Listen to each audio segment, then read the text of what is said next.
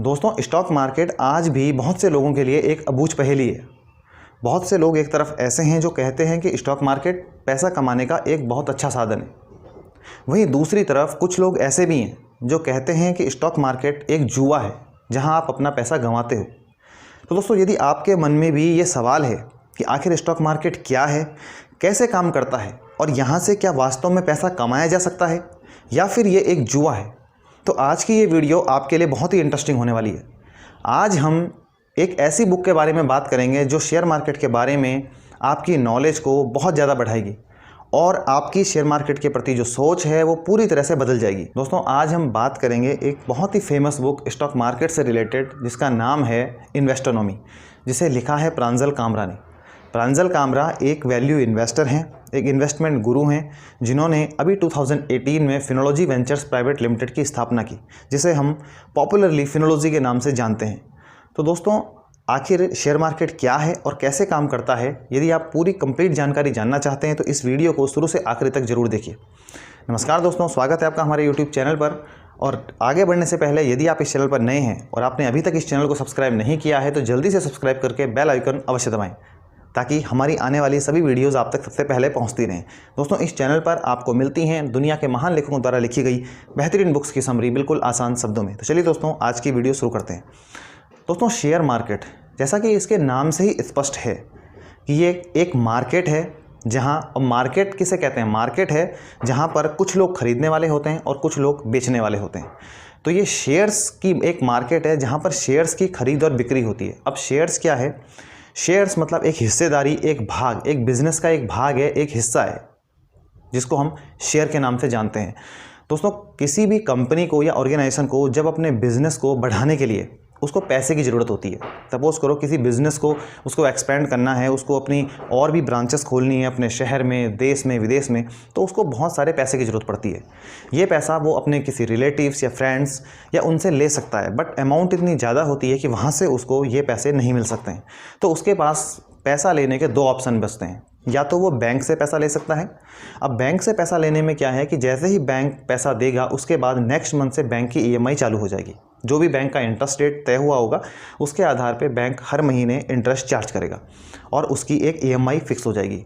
लेकिन कंपनी को अभी इतना प्रॉफिट नहीं हो रहा है, कंपनी अभी शुरुआती दौर में है, अपने आप को एक्सपेंड कर रही है, तो फिर वो ईएमआई पे करने की स्थिति में नहीं होती है। अब ऐसे में कंपनी के पास ऑप्शन बचता है कि वो अपने आप को पब्लिक करे और जनता के बीच में जाए और जनता से कहे कि आप हमारी कंपनी में इन्वेस्ट कीजिए, बदले में हम आपको कंपनी के शेयर देंगे, जितना पैसा आप इन्वेस्ट करोगे उसी के अनुपात में आपको शेयर्स अलॉट होंगे। अब यहाँ कंपनी अपने आप को पब्लिक करती है, जहाँ पर ज़रूरत पड़ती है स्टॉक एक्सचेंज की, कंपनी अपने आप को एक्सचेंज में लिस्ट करती है।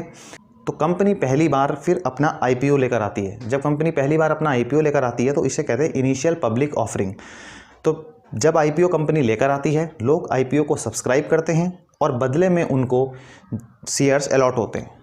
अब जब एक बार शेयर्स अलॉट हो गए, कंपनी ने पैसा वहाँ से लिया और कंपनी अपने बिजनेस में पैसा लगाने चली गई।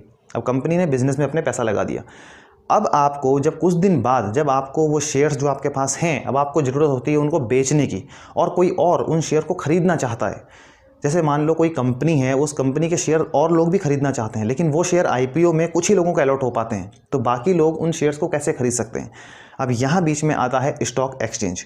अब स्टॉक एक्सचेंज में जब कंपनी लिस्ट होती है तो स्टॉक एक्सचेंज हमको प्रोवाइड करता है एक फैसिलिटी कि जिसमें हम यानी कि पब्लिक अपने शेयर्स को बेचने का ऑर्डर प्लेस करती है और दूसरी पार्टी जो कि कंपनी जो कि शेयर्स को लेना चाहते हैं वो वहाँ पर अपना बाई का ऑर्डर प्लेस करते हैं। तो इस तरह से एक सेल ऑर्डर जाता है और एक बाई ऑर्डर जाता है, तो फिर दोनों के बीच में ट्रांजैक्शंस होती हैं। ये ट्रांजैक्शंस जब होती हैं तो इसी को ही हम कहते हैं शेयर्स की खरीद और बिक्री, यानी कि शेयर मार्केट। तो शेयर मार्केट में शेयर्स की खरीद और बिक्री की जाती है, तो इसीलिए हम इसको शेयर मार्केट कहते हैं। शेयर मार्केट में आपको दो मुख्य घटक मिलेंगे, एक आपको मिलेंगे शेयर मार्केट में इन्वेस्टर और दूसरे आपको मिलेंगे स्पेकुलेटर।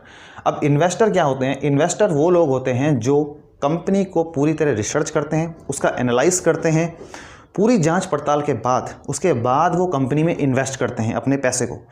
दूसरी तरफ स्पेकुलेटर हमें वो लोग होते हैं, स्पेकुलेटर क्या होते हैं? वो एक अनुमान के आधार पे कंपनी में पैसा लगाते हैं, एक शॉर्ट टर्म गेन के लिए। वो अनुमान लगाते हैं कंपनी का भाव अगर ऊपर को जा रहा है तो वो अनुमान लगाते हैं ये और ऊपर जाएगा, वो शेयर खरीद लेते हैं इस उम्मीद में कि कंपनी का भाव ऊपर जाएगा और हम अपने शेयर बेच देंगे ताकि हमको प्रॉफिट हो जाएगा।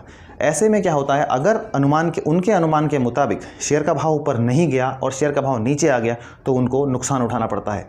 दूसरी तरफ इन्वेस्टर वो लोग होते हैं जो कंपनी की जांच पड़ताल पूरी तरह से एनालिसिस करने के बाद उसके बिजनेस मॉडल को समझते हैं, उसके मैनेजमेंट को समझते हैं, उसके प्रोडक्ट्स को समझने के बाद, उसके फाइनेंशियल्स को देखने के बाद, पूरी रिसर्च करने के बाद ही वो उस शेयर में पैसा लगाते हैं।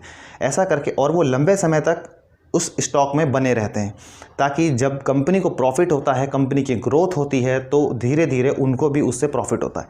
अब शेयर मार्केट में प्रॉफिट कैसे होता है, किस तरह से आप शेयर मार्केट में पैसे कमा सकते हैं? तो शेयर मार्केट में आपको जो प्रॉफिट होता है वो आपको जो इनकम है वो होती है एक डिविडेंड के रूप में। दूसरा, जब शेयर प्राइस बढ़ता है और आपकी जो वैल्यू है पैसे की वो बढ़ती है। डिविडेंड, जब कंपनी को प्रॉफिट होता है तो कंपनी हर साल क्या करती है, मोस्टली जो अच्छी अच्छी कंपनीज़ हैं वो हर साल अपने शेयर होल्डर्स को उस प्रॉफिट में से कुछ हिस्सा अपने शेयर होल्डर्स में बांटती हैं। तो इसको हम कहते हैं डिविडेंड, कि कंपनी ने डिविडेंड पे किया है। तो जिसके पास जिस अनुपात में स्टॉक्स होते हैं उसी अनुपात में उसके पास डिविडेंड आता है। दूसरा होता है शेयर प्राइस। आपने देखा, मान लो आपने किसी कंपनी का शेयर 100 रुपये के भाव पर ख़रीदा और 5 साल बाद, आज से 5 साल पहले आपने वो 100 रुपये के भाव पर ख़रीदा था और आज वो शेयर की कीमत 800 रुपये, 900 रुपये या 1000 रुपये हो चुकी है। तो आपकी जो वैल्यू आपने उसमें लगाई थी उसकी वैल्यू इंक्रीज़ हो गई है। तो दूसरे तरीके से आप इस तरह से पैसे उसमें कमाते हो। बहुत से टाइम आप देखते हो, आज से 10 साल पहले बहुत सी ऐसी कंपनीज़ हैं जिनके शेयर बहुत कम दाम में उपलब्ध थे और आज उनके शेयर बहुत ऊपर चले गए हैं। आप टाइटन का एग्जांपल ले सकते हैं। टाइटन सन 2000-2003 में 3 रुपये 4 रुपये का शेयर हुआ करता था, लेकिन आज टाइटन 2000 रुपये से ज़्यादा का शेयर है। तो आप सोचो, उस समय अगर किसी ने पैसे उसमें लगाए होते, इन्वेस्ट किए होते, तो आज उसकी वेल्थ कितने गुना बढ़ गई है।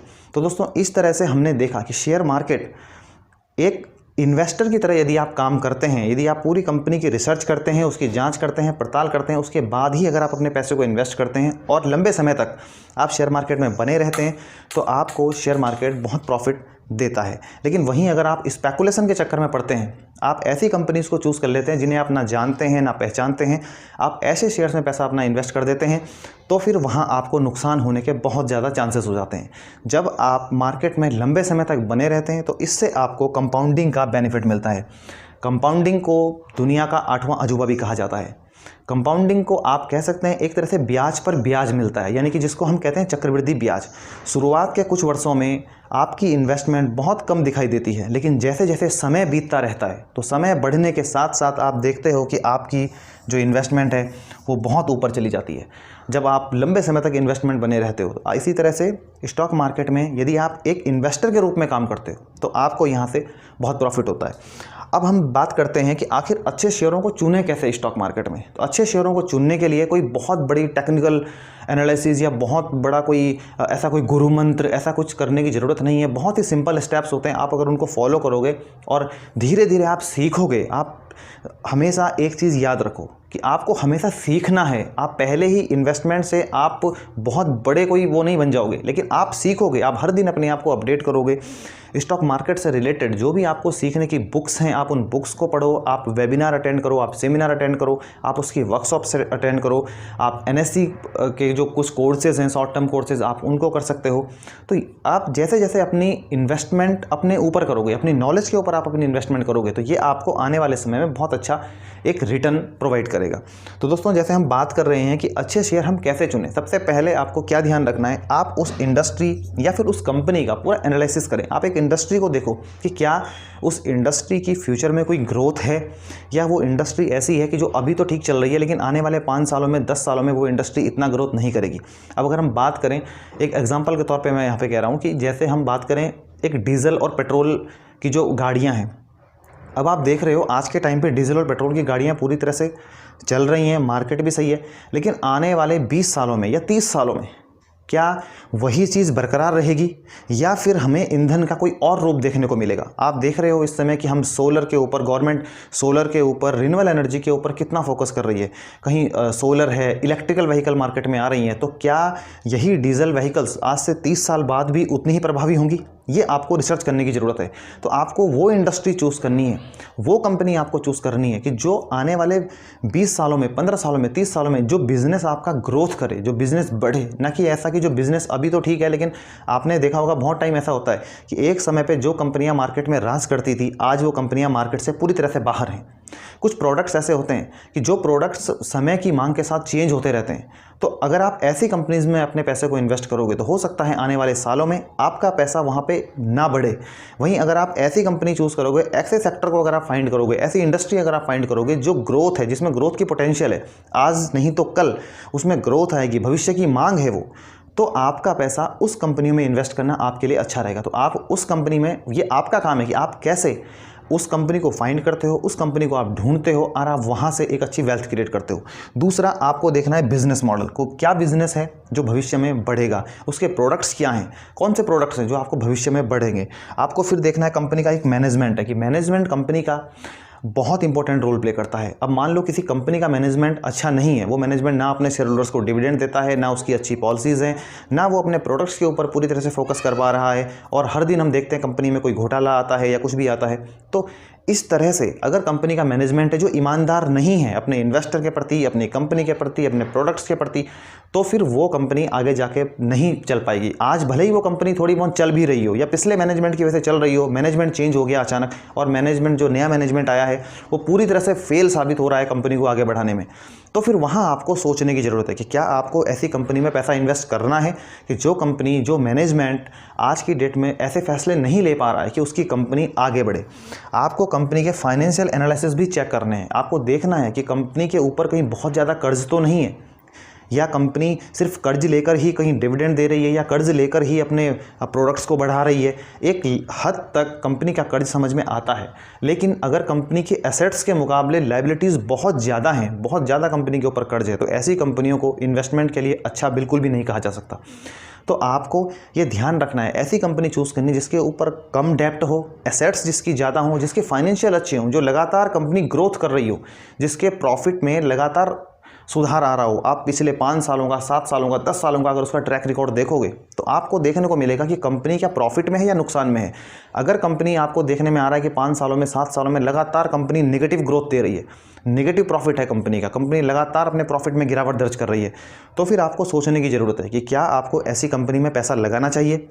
तो इस तरह से आपको इन चीज़ों को ध्यान में जब आप रखोगे तो आप एक अच्छे शेयर का चुनाव कर पाओगे, आप एक ऐसे प्रोडक्ट का चुनाव कर पाओगे। और जब कंपनी, आप पैसे इन्वेस्ट करने की बात आती है तो लोग क्या करते हैं, उन कंपनीज़ में अपने पैसे को इन्वेस्ट करते हैं जिन कंपनीज़ को वो जानते भी नहीं है, ना वो उन कंपनीज़ के प्रोडक्ट्स को जानते हैं, उन कंपनी का कोई भी प्रोडक्ट उन्होंने मार्केट में नहीं देखा होता है। बस किसी ने कह दिया कि आप इस शेयर में इन्वेस्ट कीजिए, या फिर किसी न्यूज़ या फिर रूमर्स के बेस पे, तो फिर वो ऐसे इन्वेस्ट कर देते हैं और वहाँ उनका पैसा डूब जाता है। फिर वो लोग कहते हैं कि स्टॉक मार्केट बिल्कुल बेकार की जगह। तो स्टॉक मार्केट कोई जुआ नहीं है, स्टॉक मार्केट एक बिज़नेस है। यहाँ पर कंपनियाँ जो आती हैं वो एक बिज़नेस कंपनियाँ कर रही हैं, तो बिज़नेस को ग्रोथ होने में समय लगता है। आज कंपनी का आईपीओ आया है, आज कंपनी ने अपने प्रोडक्ट्स में, अपने बिज़नेस में पैसा लगाया है, तो उसकी ग्रोथ आपको आज के आज देखने को नहीं मिलेगी।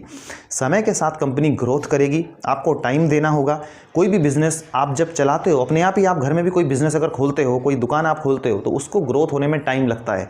शुरुआती कुछ साल या शुरुआती कुछ महीने ऐसे होते हैं जो आपको खुद बिज़नेस में बहुत ज़्यादा मेहनत करनी होती है और उसके मुकाबले में आपको प्रॉफिट उतना नहीं मिलता है।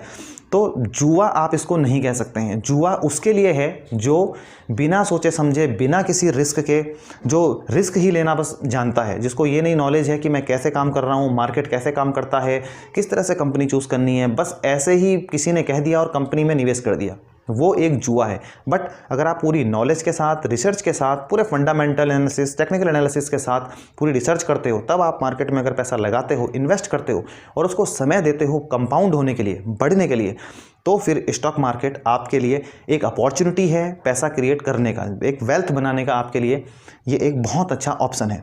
अब हम बात करते हैं आखिर में कि आपको किन चीज़ों से बचना चाहिए जब आप स्टॉक मार्केट में इन्वेस्ट करते हो। तो सबसे पहला जो आपको ध्यान रखना है वो है कंपनी को पूरी तरह से आपको एनालिसिस करना है, उसके बिजनेस मॉडल को एनालिसिस करना है, उसके बाद ही आपको किसी कंपनी में पैसा लगाना है। दूसरा कि आपको किसी की भी एडवाइस के ऊपर, चाहे वो कोई आपका रिलेटिव हो, आपके फ्रेंड हो, या फिर आपने किसी न्यूज़पेपर में पढ़ा हो, आपने न्यूज़ में देखा हो, सिर्फ एडवाइस के बेस पे आपको पैसा नहीं लगाना है, अपना पैसा इन्वेस्ट आपको नहीं करना है बिल्कुल, कोई भी चाहे आपको कुछ भी एडवाइस करे। तीसरा है कि आप सिर्फ न्यूज़ और रूमर्स के बेस पे कि मार्केट में कोई न्यूज़ फ्लैश हुई है और आज आप सिर्फ उस न्यूज़ के बेस पे अगर अपना पैसे को इन्वेस्ट कर रहे हैं तो ये आपके लिए बहुत ही खतरनाक साबित होगा। सिर्फ रूमर्स के बेस पे आपको इन्वेस्ट नहीं करना है, कोई न्यूज़ फ्लैश हुई है उसके बेस पे आप इन्वेस्ट कर रहे हो किसी कंपनी में, ऐसा आपको बिल्कुल नहीं करना है। चौथी बात आपको ध्यान रखनी है कि आपको सीखना है, आपको लर्न एंड लर्न, आपको जितना हो सके आपको उतना सीखना है। हर दिन आपको अपने आप को अपडेट करना है, कुछ आपको नया सीखना है। आपको कोई बुक्स पढ़नी है, आपको आर्टिकल्स पढ़ने हैं, आपको कंपनी की एनुअल रिपोर्ट्स देखनी है, कंपनी की जिस कंपनी को आपने चुना है उस कंपनी की एनुअल रिपोर्ट्स देखनी है, उसकी स्टडी करनी है, आपको सीखना है, उसकी फाइनेंशियल्स आपको देखना है, उसका मैनेजमेंट आपको देखना है, तब जाके आपको उस कंपनी में इन्वेस्ट करना है। पाँचवा है आपको पेशेंस रखना है। सबसे बड़ी बात क्या होती है, पेशेंस की हमारे अंदर कमी होती है। मार्केट वोलेटाइल है, स्टॉक मार्केट ऐसा नहीं है कि सिर्फ ऊपर ही ऊपर जाएगा, मार्केट ऊपर भी जाता है, नीचे भी आता है, ऊपर भी जाता है। लेकिन अगर आपने अच्छी कंपनी का चुनाव किया है, पूरी रिसर्च के साथ आपने ऐसे बिजनेस में इन्वेस्ट किया है, ऐसी कंपनी में इन्वेस्ट किया है कि जो कंपनी आपको पता है कि इसके प्रोडक्ट्स की डिमांड है, प्रोडक्ट्स में इसके जो मार्केट में इसके प्रोडक्ट्स हैं उनकी बहुत ज़्यादा मांग है और आने वाले समय ये मांग और बढ़ने वाली है, तो फिर आपको चिंता करने की कोई ज़रूरत नहीं है। आपको हल्की फुल्की मार्केट की गिरावट से बिल्कुल भी डरने की ज़रूरत नहीं है। लेकिन आपको इस बात का ध्यान रखना है, टाइम देना है आपको मार्केट को, आपको अपनी कंपनी को बढ़ने के लिए समय देना है, आपको अपने पैसे को बढ़ने के लिए टाइम देना है ताकि वो कंपाउंड हो सके और कंपाउंड होकर आपको एक अच्छा रिटर्न दे सके। छठवीं बात जो आपको ध्यान रखनी है वो है कि अपने पैसे को आपको नहीं गंवाना है। ये बात आपको ध्यान रखनी है कि डोंट लूज़ योर मनी, क्योंकि मार्केट में पैसा आप तभी कमा पाओगे अगर आप मार्केट में अपने पैसे को सुरक्षित रख पाओगे।